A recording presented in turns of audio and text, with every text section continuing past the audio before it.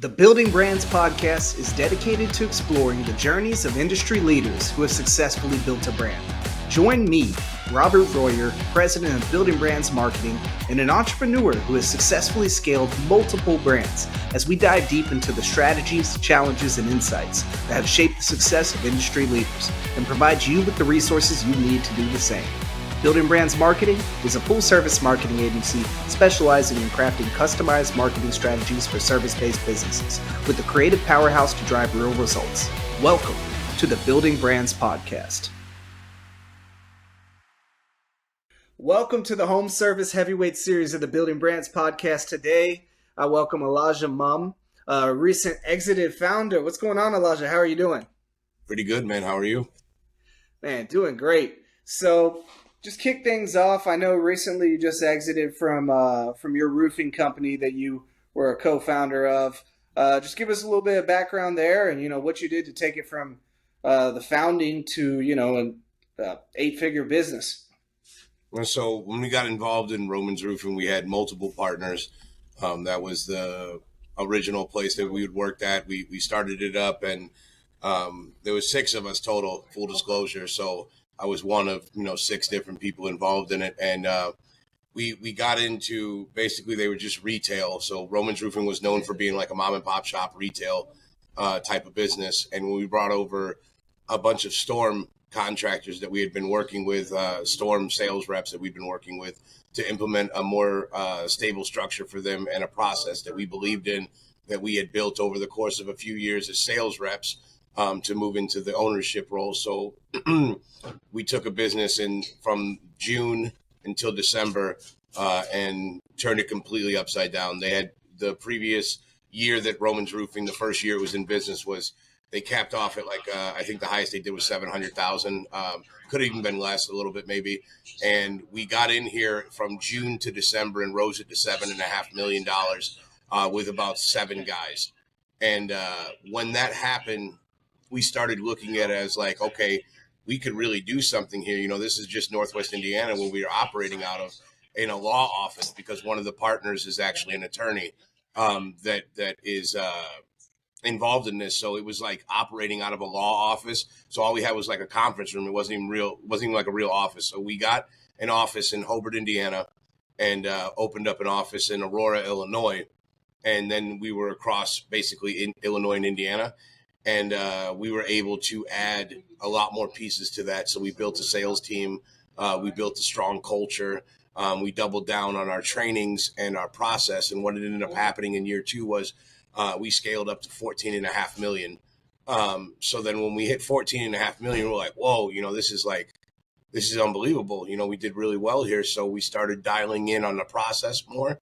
And this year they didn't get a storm. So I just got out of there about 2.5 weeks ago.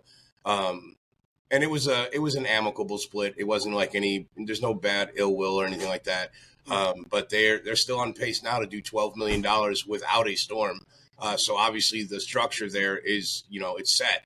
And I'm proud to have built onto some of that. I'm proud that they use philosophies and systems that I've created for sales to help them scale, because at the very least, I still have the benefit of saying that, as big as they get, I started that, process there for sales, and I've implemented a lot of the structure that they use today. So I'm very proud of that part of it. And now I'm kind of, for the first time in 10 years, I am a 1099, basically just consultant. I don't really have any drive right now to jump on board with anybody, and I don't have any inclining to start my own company. I just, I want to see what's out there right now. And I believe that I can help bridge the gap for a lot of problems that some of the roofing companies do encounter in here, and not just roofing companies, like sales teams in general, because I've dove a lot in the last few years into the psychology of sales. And that's something that I'm extremely passionate about. So that's kind of like what my venture is all about now. Yeah. So what's in store for you now? You recently exited. What does the next 6 months to a year look like for you?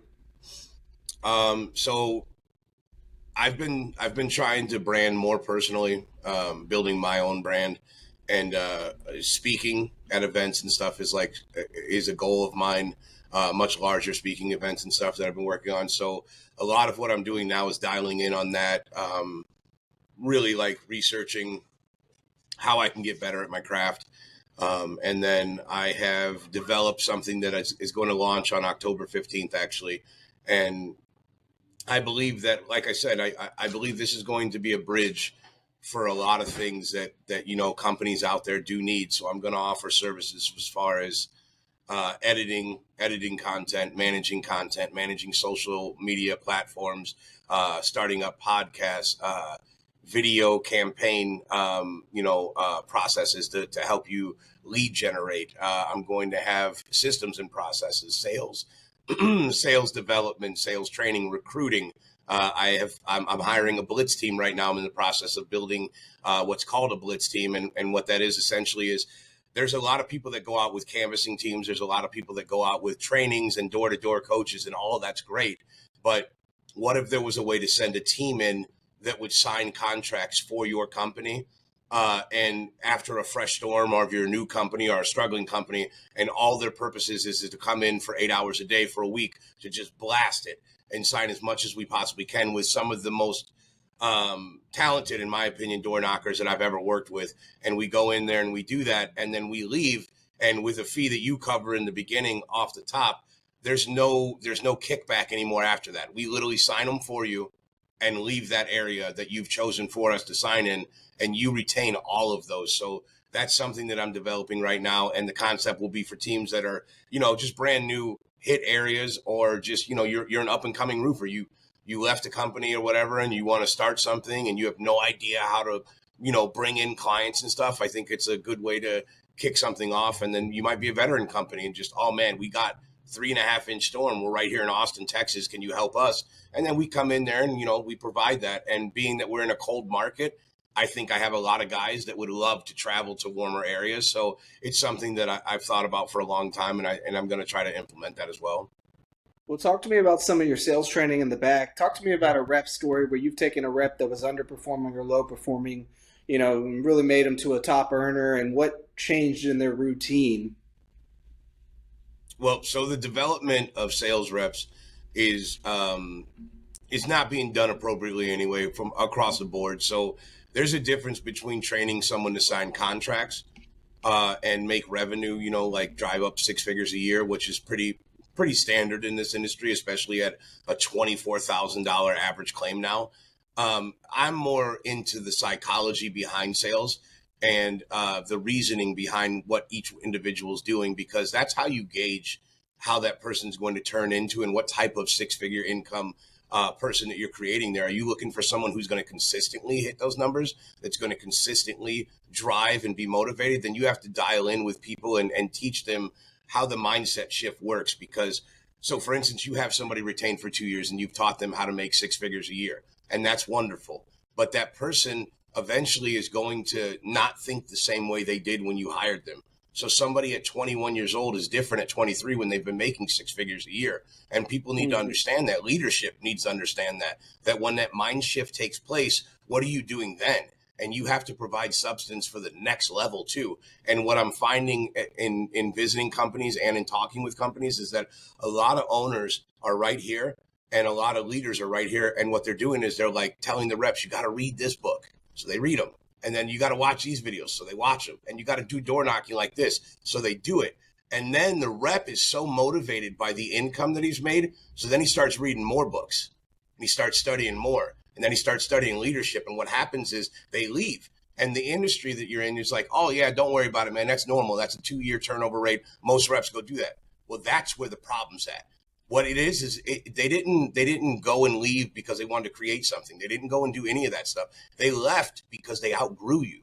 They left because you weren't developing anything. You weren't growing. Mm-hmm. You weren't taking that next level up. So if you're developing a culture that allows sales reps to thrive, you need to be thriving as well. And then what it does is it breeds it into the culture, and people are like, man, we're all getting better. We're all getting better. We're getting better. We're getting better. And then you're rising to the top with somebody and you are learning more by helping them to develop more. And then I think that's what you really want for growth wise. So what we're going to be doing is we're going to be diving into who you are as a person, what makes you that person, what type of clientele should you be going for? What type of sales rep are you? Where are your weaknesses? Let's make those the strengths. Or do you understand the process? Do you understand the communication, the lingo? Do you understand what each individual, detail of this contract means? Do you fully understand? Because if you don't understand, then none of your clients will. You need to have an understanding of what you're doing. And then the deeper aspect of it is why. Do we have kids in here that are 19 years old that you're setting unrealistic expectations for, that live at home with their moms that don't have bills? You know what I'm saying? Those kids aren't going to have the same drive as the guy who worked concrete for the last 15 years and he's got back pains now and he's looking for a way to supplement his income for his family, but he's used to 15-hour days. That's your dog. That's the guy you want. That's the guy who shows up to work every single day. It's just they're going to be longer. They're going to be harder to train on technology. They're going to be harder to, to learn the lingo and stuff like that. And the problem is that no one wants to work with them on that. No one wants to take the time. And all leaders and owners want instant gratification. They are instant return on investment. Leadership done the right way is a long road, and there is no quick ROI on that. So a lot of people aren't pulling the trigger on self-development because they don't see the benefits of it. But if you have a culture that people are thriving in, then that's going to attract more business for you, and it's going to attract more people working for you, which means more revenue. It's just a long game, guys. You can't just sell your business off in 2 years and walk away with millions of dollars like some of these guys want to. It just doesn't work like that. Yeah. Patience is a virtue, right? Like, so if you launched a new shop tomorrow, started a new business tomorrow, what does your first 30 days of marketing and sales look like? I would be trying to do, and I am right now, try to get in contact with as many people as you can. Try to do as many free things that you can right now, just to get your name out there. Podcasts, speaking events, shaking hands, letting people know what you're doing. But I've been doing this for a decade. So for me, it would be a little bit different. I try to reach out to some of the people I've worked with in the past. And that's what's kind of happened right now. So it's been a little bit faster of a process than even I thought it was going to be. But if I was starting from scratch, the first thing I would do is, I would get out there and do the work on my own. A lot of these owners aren't doing that. Get out there, roll your sleeves up, and you do it first so that the people behind you will do it after that. And I think that I misunderstood what brand was really early on. And I think that's probably the most important thing besides culture is brand, because marketing is just what you say about yourself. Brand is what they say about you. So that's what you really need to hone in on. And I'm a fond believer that building a healthy network is where you're going to make your money at. Buying leads is only sustainable until you can't afford to buy the leads anymore. And then those people never do business with you again because you were reaching out to people out of your network. Now, vice versa, if you were to educate your network, build your network, take care of your network, then the network will feed you for a lifetime, because they're going to have friends, they have acquaintances, they have other businesses that want to be with you. And if you're positive the whole time and you're doing things and actually delivering with substance, then I don't think that you'll ever be, you won't be broke or anything. You won't have to worry about money for a long, long, long time if you build a network. Yeah, that's well put. I mean, relationships are everything in business. They really are. And I always talk to people about the idea that, hey, if you're with a company that doesn't deliver on what they say they're going to do, you should run. Because if you tarnish your personal reputation, you put your personal reputation on the line, and then they don't deliver, that company could shut down, restart a new name. They could fire you tomorrow. But your personal reputation is going to follow you wherever you go down the line, and if you want to leverage your network, you have to always hold that solid. These are good tidbits, Elijah. Man, I appreciate you jumping on the show. Any final words of advice before we jump off? Yeah, man, just be willing to do what you're asking other people to do. If you're a business owner, make sure that the goals and expectations that you have for your sales reps are something that you would be able to obtain yourself. I see a lot of companies that are setting improper expectations, and then they're wondering why they don't get the results that they feel they deserve. And I'll end it on one. I just saw a Facebook post that really drove me nuts. So I had a guy that I know personally that ran a business, and he said, one of my sales guys just left to go to another company that paid way less than I do. And it just doesn't make sense. Why would you do that? You left that company to come here. And I didn't comment on there, and I wanted to.